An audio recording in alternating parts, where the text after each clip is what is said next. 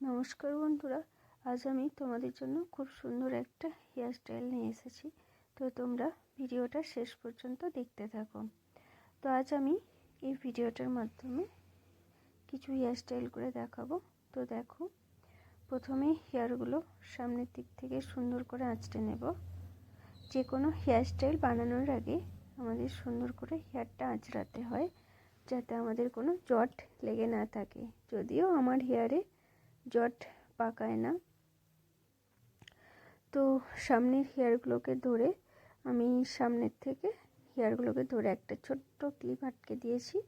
তোমরা ওখানে ছোট্ট ক্লিপ আটকাতে পারো, বা এমনি যে ববি পিনগুলো হয় সেগুলোও আটকাতে পারো, অসুবিধে নেই। তো লুজ ব্রেড বানাচ্ছি।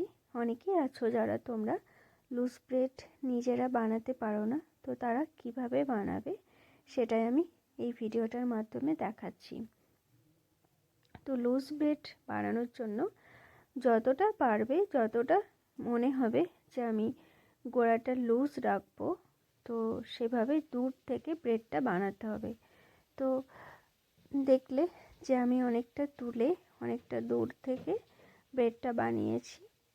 তো এরপর যখন আমার সামনের দিকে চলে আসবে, ব্রেডটা যখন আমার একটু হয়ে যাবে, তখন আমি পজিশন অনুযায়ী ওটাকে লক করে দেব।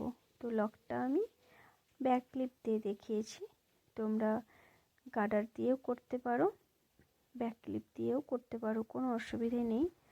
তো গার্ডার তো আমরা সবসময় ইউজ করি, যখন পনিটেল করি সব কিছুতে আমরা গার্ডার ইউজ করি। তো আজ আমি ব্যাক ক্লিপ ইউজ করে দেখিয়েছি। ব্যাক ক্লিপ দিয়েও বেশ সুন্দর লাগে, খুব একটা খারাপ লাগে না। তো তোমরা ব্যাক ক্লিপ ইউজ করতে পারো।